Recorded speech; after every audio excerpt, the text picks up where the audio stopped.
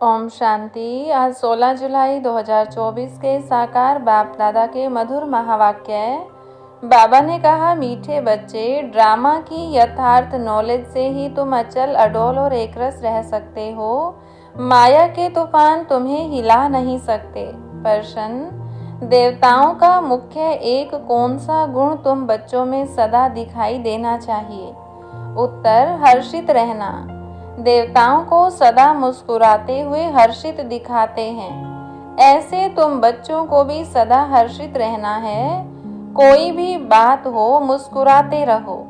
कभी भी उदासी या गुस्सा नहीं आना चाहिए। जैसे बाप तुम्हें राइट और रॉन्ग की समझानी देते हैं, कभी गुस्सा नहीं करते, उदास नहीं होते, ऐसे तुम बच्चों को भी उदास नहीं होना है। ओम शांति। बेहद के बच्चों को बेहद का बाप समझाते हैं। लौकिक बाप तो ऐसे नहीं कहेंगे। उनके तो करके 5-7 बच्चे होंगे। वह तो जो सभी आत्माएं हैं, आपस में ब्रदर्स हैं, उन सब का जरूर बाप होगा। कहते भी हैं हम सब भाई भाई हैं, सबके लिए कहते हैं। जो भी आएंगे उनके लिए कहेंगे हम भाई भाई हैं। ड्रामा में तो सभी बांधे हुए हैं, जिसको कोई नहीं जानते। यह न जानना भी ड्रामा में नूंद है, जो बाप ही आकर सुनाते हैं। कथाएं आदि जब बैठ सुनाते हैं तो कहते हैं परम पिता परमात्माए नमः। अब वह कौन है यह जानते नहीं। कहते हैं ब्रह्मा देवता, विष्णु देवता, शंकर देवता, परंतु समझ से नहीं कहते हैं। ब्रह्मा को वास्तव में देवता नहीं कहेंगे, देवता विष्णु को कहा जाता है। ब्रह्मा का किसको भी पता नहीं है, विष्णु देवता ठीक है, शंकर का तो कुछ भी पार्ट है नहीं, उनकी बायोग्राफी आदि नहीं है। शिव बाबा की तो बायोग्राफी है। वह आते ही हैं पतितों को पावन बनाने, नई दुनिया स्थापन करने। अभी एक आदि सनातन देवी देवता धर्म की स्थापना और सब धर्मों का विनाश होता है।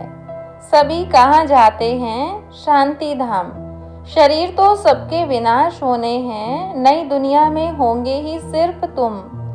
जो भी मुख्य धर्म हैं उनको तुम जानते हो, सबके तो नाम ले नहीं सकेंगे। छोटी छोटी टाल टालियां तो बहुत हैं। पहले पहले है डिटिज्म, फिर इस्लामी। यह बातें सिवाय तुम बच्चों के और कोई की बुद्धि में नहीं है। अभी वह आदि सनातन देवी देवता धर्म प्राय लोप है। इसलिए बनियन ट्री का मिसाल देते हैं। सारा झाड़ खड़ा है, फाउंडेशन है नहीं। सबसे बड़ी आयु इस बनियन ट्री की होती है, तो इसमें सबसे बड़ी आयु है आदि सनातन देवी देवता धर्म की। वह जब प्राय लोप हो, तब तो बाप आकर कहे कि अभी एक धर्म की स्थापना और अनेक धर्मों का विनाश होना है। इसलिए त्रिमूर्ति भी बनाया है, परंतु अर्थ नहीं समझते हैं। तुम बच्चे जानते हो ऊंचते ऊंच भगवान है, फिर ब्रह्मा विष्णु शंकर, फिर सृष्टि पर आते हैं, तो देवी देवताओं के सिवाय और कोई धर्म है नहीं। भक्ति मार्ग की भी ड्रामा में नूंद है। पहले शिव की भक्ति करते, फिर देवताओं की। भारत की ही तो बात है। बाकी तो समझते हैं हमारा धर्म मठ पंथ कब स्थापन होता है। जैसे आर्य लोग कहते हैं हम बहुत पुराने हैं। वास्तव में सबसे पुराना तो है ही आदि सनातन देवी देवता धर्म। तुम जब झाड़ पर समझाते हो तो खुद भी समझ लेंगे कि हमारा धर्म फलाने समय पर आएगा। सबको जो अनादि अविनाशी पार्ट मिला हुआ है सो बजाना है। इसमें कोई का दोष व भूल नहीं कह सकते। यह तो सिर्फ समझाया जाता है पाप आत्मा क्यों बने हैं। मनुष्य कहेंगे हम बेहद के बाप के सब बच्चे हैं, फिर सब ब्रदर्स सतयुग में क्यों नहीं हैं? परंतु ड्रामा में पार्ट ही नहीं है। यह अनादि ड्रामा बना हुआ है, इसमें निश्चय रखो और कोई बात बोलो नहीं। चक्र भी दिखाया है कैसे यह फिरता है। कल्प वृक्ष का भी चित्र है, परंतु यह कोई जानते नहीं कि इनकी आयु कितनी है। बाप कोई की निंदा नहीं करते हैं, यह तो समझाया जाता है, तुमको भी समझाते हैं। तुम कितने पावन थे, अभी पतित बने हो तो पुकारते हो, हे पतित पावन आओ। पहले तो तुम सबको पावन बनना है, फिर नंबरवार पार्ट बजाने आना है। आत्माएं सब ऊपर में रहती हैं, बाप भी ऊपर में रहते हैं, फिर उनको बुलाते हैं कि आओ। ऐसे वह बुलाने से आते नहीं हैं। बाप कहते हैं मेरा भी ड्रामा में पार्ट नूंधा हुआ है। जैसे हद के ड्रामा में भी बड़े बड़े मुख्य एक्टर्स का पार्ट होता है, यह फिर है बेहद का ड्रामा। सब ड्रामा के बंधन में बांधे हुए हैं। इसका मतलब यह नहीं है कि धागे में बांधे हुए हो, नहीं, यह बाप समझाते हैं वह है जड़ झाड़। अगर बीज चैतन्य होता तो उसको मालूम होता ना कि यह कैसे झाड़ बड़ा हो फिर फल देंगे। यह तो है चैतन्य बीज, इस मनुष्य सृष्टि रूपी झाड़ का। इसको उल्टा झाड़ कहा जाता है। बाप तो है नॉलेजफुल, उनको सारे झाड़ की नॉलेज है। यह है वही गीता की नॉलेज, कोई नई बात नहीं है। यहाँ बाबा कोई श्लोक आदि नहीं उच्चारते हैं, वो लोग ग्रंथ पढ़कर फिर अर्थ बैठ समझाते हैं। बाप समझाते हैं यह है पढ़ाई, इसमें श्लोक आदि की दरकार नहीं। उन शास्त्रों की पढ़ाई में कोई एम ऑब्जेक्ट है नहीं। कहते भी हैं ज्ञान भक्ति वैराग्य, यह पुरानी दुनिया विनाश होती है। सन्यासियों का है हद का वैराग्य, तुम्हारा है बेहद का वैराग्य। शंकराचार्य आते हैं तब वह बैठ सिखलाते हैं। घर बार से वैराग्य, वह भी शुरू में शास्त्र आदि नहीं सिखाते। जब बहुत वृद्धि होती जाती है तब शास्त्र बनाने शुरू करते हैं। पहले पहले तो धर्म स्थापन करने वाला एक ही होता है, फिर आहिस्ते आहिस्ते वृद्धि को पाते हैं। यह भी समझना है सृष्टि में पहले पहले कौन सा धर्म था। अभी तो अनेक धर्म हैं। आदि सनातन देवी देवता धर्म था, जिसको स्वर्ग हेवन कहते हैं। तुम बच्चे रचयिता और रचना को जानने से आस्तिक बन जाते हो। नास्तिक पने का कितना दुख होता है, निधन के बन पड़ते हैं, आपस में लड़ते झगड़ते रहते हैं। कहते हैं ना तुम आपस में लड़ते रहते हो, तुम्हारा कोई धनी धोनी नहीं है क्या। इस समय सब निधन के बन पड़ते हैं। नई दुनिया में पवित्रता सुख शांति सब था, अपार सुख थे। यहाँ अपरम अपार दुख हैं, वह है सतयुग के, यह है कलयुग के।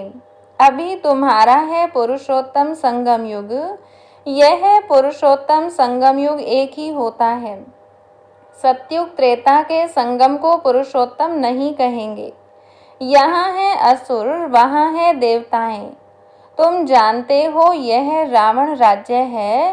रावण के ऊपर गधे का शीश दिखाते हैं। गधे को कितना भी साफ कर उस पर कपड़े रखो, गधा फिर भी मिट्टी में लेटकर कपड़े खराब कर देगा। बाप तुम्हारे कपड़े साफ गुलगुल बनाते हैं, फिर रावण राज्य में लिथड़ कर अपवित्र बन जाते हो। आत्मा और शरीर दोनों अपवित्र बन जाते हैं। बाप कहते हैं तुमने सारा श्रृंगार गंवा दिया। बाप को पतित पावन कहते हैं। तुम भरी सभा में कह सकते हो कि हम गोल्डन एज में कितने श्रृंगारे हुए थे, कितना फर्स्ट क्लास राज्य भाग्य था, फिर माया रूपी धूल में लिथड़ कर मैले हो गए। बाप कहते हैं यह अंधेरी नगरी है, भगवान को सर्वव्यापी कह दिया है। जो कुछ हुआ वह हूबहू रिपीट होगा, इसमें मूंझने की दरकार नहीं है। 5000 वर्ष में कितने मिनट घंटे सेकंड हैं। एक बच्चे ने सब धर्म वालों का हिसाब निकाल कर भेजा था, इसमें भी बुद्धि व्यर्थ की होगी। बाबा तो ऐसे ही समझाते हैं कि दुनिया कैसे चलती है। प्रजापिता ब्रह्मा है ग्रेट ग्रेट ग्रैंडफादर, उनका ऑक्यूपेशन कोई नहीं जानते। विराट रूप बनाया है तो प्रजापिता ब्रह्मा को भी उड़ा दिया है। बाप और ब्राह्मणों को यथार्थ रीति जानते नहीं हैं। उनको कहते भी हैं आदि देव। बाप समझाते हैं मैं इस झाड़ का चैतन्य बीज रूप हूँ। यह उल्टा झाड़ है। बाप जो सत्य है, चैतन्य है, ज्ञान का सागर है, उनकी ही महिमा की जाती है। आत्मा न हो तो चल फिर भी न सके। गर्भ में भी 5-6 मास के बाद आत्मा प्रवेश करती है। यह भी ड्रामा बना हुआ है। फिर आत्मा निकल जाती है तो खल्लास।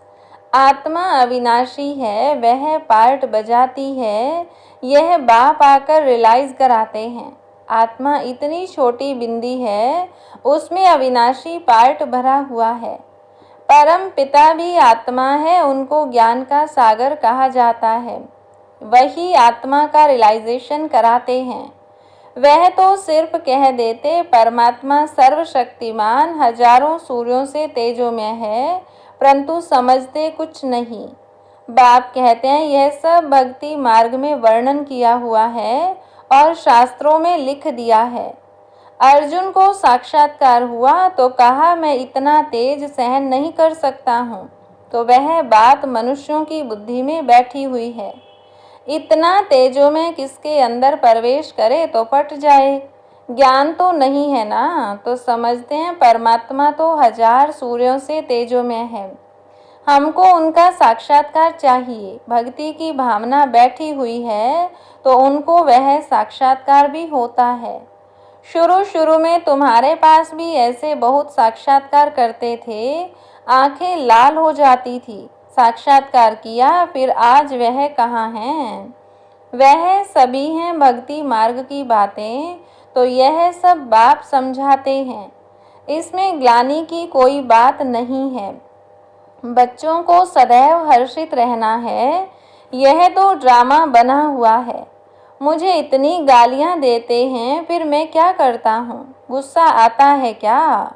समझता हूँ ड्रामानुसार यह सब भक्ति मार्ग में फंसे हुए हैं।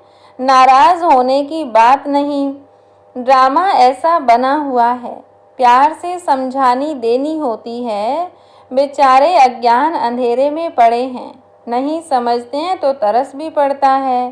सदैव मुस्कुराते रहना चाहिए। यह बेचारे स्वर्ग के द्वारे आ नहीं सकेंगे। यह सब शांति धाम में जाने वाले हैं। सब चाहते भी शांति ही हैं, तो बाप ही रियल समझाते हैं। अभी तुम जानते हो कि यह खेल बना हुआ है। ड्रामा में हर एक को पार्ट मिला हुआ है। इसमें बड़ी अचल स्थैर्यम बुद्धि चाहिए। जब तक अचल अडोल एकरस अवस्था नहीं, तब तक पुरुषार्थ कैसे करेंगे? कुछ भी हो, भल तूफान आए, परंतु स्थैर्यम रहना है। माया के तूफान तो ढेर आएंगे और पिछाड़ी तक आएंगे। अवस्था मजबूत चाहिए। यह है गुप्त मेहनत। कई बच्चे पुरुषार्थ कर तूफान को उड़ाते रहते हैं। जितना जो पास होगा उतना उच्च पद पाएगा। राजधानी में पद तो बहुत है ना।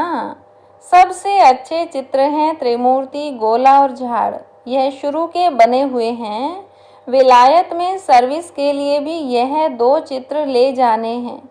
इन पर ही वह अच्छी रीति समझ सकेंगे। आहिस्ते आहिस्ते बाबा जो चाहते हैं कि यह चित्र कपड़े पर हो, वह भी बनते जाएंगे। तुम समझाएंगे कि यह कैसे स्थापना हो रही है।